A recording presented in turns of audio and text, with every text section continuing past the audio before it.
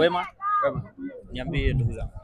Tukwambie nini labda? Poa mwanangu, nipo na mchumba hapa mzuri, mashallah kaumbika bro. Nikipata dem kama huyo, bora hata ukipata mimi tu akilipa moyo wake nikakaa nao na shana anaomba dunia natoa bridge kwa naimba kwaya ndio mzuri bro, yani yupo kwenye mahusiano. Mimi nipo kwenye mahusiano kama vile tena sipo kwenye mahusiano. Yaani naishi kwenye mahusiano, sijui kama mahusiano yanahusiana na nini. Yupo tayari mtu mwingine kumpa nafasi?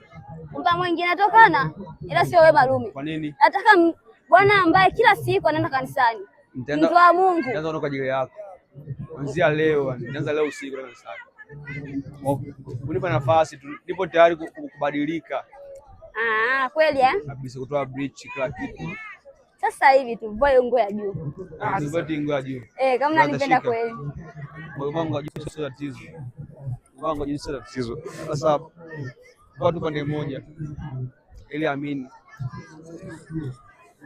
Sijavua. Anataka nipo yote. Nataka uvue na twende saluni ukatoe hiyo bridge. Alafu kesho tuanze kwenda kanisani. Sasa ni hata tu leo nipo tayari kuungama. Kanisa gani? Roman. Of course nilikuwepo. Wamefundisha kuhusu kanisani kweli? Wamenifunza kuheshimu mabwana tu. Kuheshimu mabwana. Kitabu gani ambacho kinaandikwa? Yaani ambacho kinaandikwa kuhusu hayo maswali ya kuheshimu mabwana? Kipo. Kitabu gani sasa? Yaani mimi sijaangalia huko. Yule muumini wa kufuata nyimbo za Injili. Kwa hivyo. Mimi wanaangalia tu. Hivi video ipi? Yaani sasa kitu gani ambacho mpenzi wako akikufanyia ama akikuonesha wewe unaachana kabisa hapo. Leo fikiria mara mbili. Mimi kweli mwanamume akiwa iko busy sana. Akikuchiti. Akinichiti. Kawaida wanaume wote miungo hivyo hivyo. Huku unaona na mwanao karibu.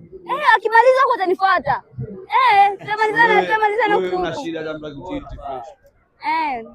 Lakini asioneshe dharau jamani mbele ya yule mwanamke. Mimi naamini brother, huyu ndio mwanamke ambaye Mungu alinituma. Ili wewe nichiti aje kwa sababu moyo wangu.